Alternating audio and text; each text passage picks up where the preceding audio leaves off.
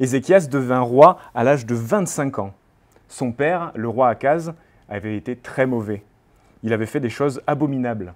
Et il a amené des idoles dans le temple et a encouragé le peuple à délaisser l'Éternel et suivre des idoles. Il a même fermé les portes du temple.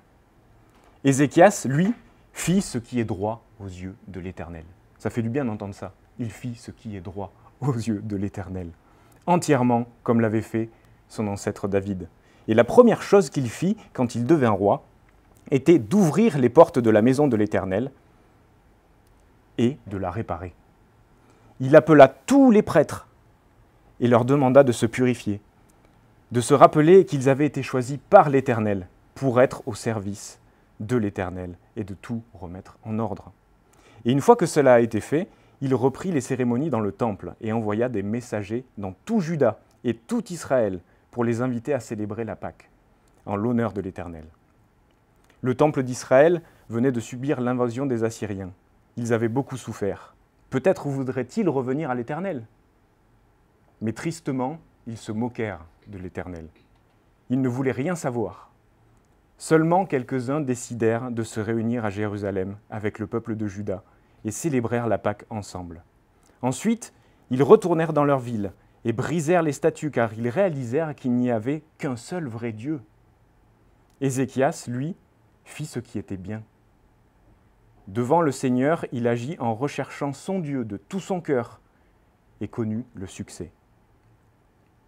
Quelque temps après, les Assyriens, donc le peuple d'Assyrie, arriva devant Jérusalem avec toute son armée.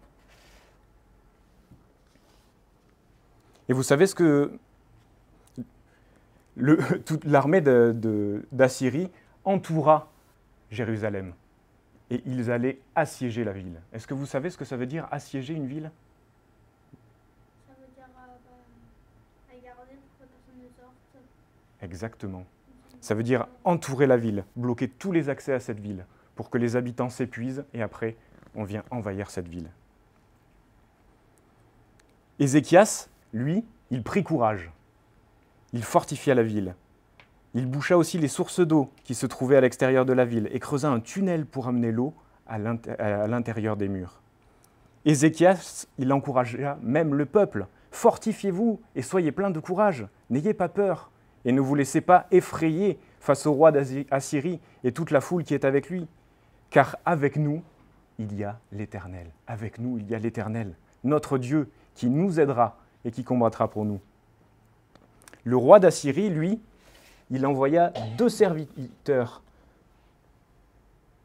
discuter avec les gens de Jérusalem. Et à l'époque, les commandants envoyaient souvent des serviteurs pour discuter ou pour négocier. Mais ici, le but des serviteurs du roi d'Assyrie n'était pas de négocier. Le but, c'était de faire peur au peuple et de le faire se détourner de l'Éternel. Ils parlèrent d'une voix forte dans la langue des Hébreux. « Qu'Ézéchias ne vous trompe pas, ne vous fiez pas à lui, car aucun Dieu d'aucune nation n'a pu délivrer son peuple de sa domination, ni de celle de mes prédécesseurs. Votre Dieu sera d'autant moins capable de vous délivrer de ma domination. » Ézéchias, en entendant ça, fut terriblement triste. Il déchira ses vêtements et il se rendit dans le temple pour prier l'Éternel. Il envoya des serviteurs au prophète Ésaïe pour lui demander de prier. Ésaïe envoya le message à Ézéchias pour lui dire « Le roi n'entrera pas dans cette ville, il n'y tirera pas de flèches, il repartira par le chemin qu'il a pris. Je protégerai cette ville pour la sauver à cause de moi-même et à cause de mon serviteur David. » Et c'est ce qui arriva.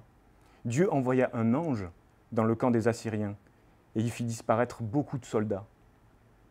Le roi retourna alors dans son pays et dans son pays, il fut tué.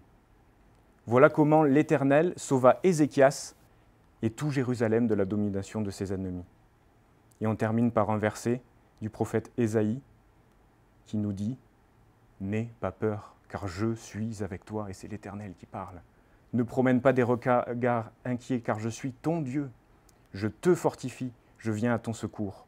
Je te soutiens par ma main droite, la main de la justice. » On prie ensemble ? Merci Éternel parce que tu es avec nous et on n'a pas à avoir peur parce qu'on peut se fier en toi, on peut se reposer sur toi. Tu combats pour nous, tu luttes pour nous et on veut simplement te louer et te remercier pour ça, Seigneur. Aide-nous à nous remettre tout ce qui nous fait peur dans nos vies, dans notre quotidien. Et merci parce que tu es un papa fidèle et tu nous aimes, Seigneur, et tu prends bien soin de nous. En ton nom, Jésus. Amen.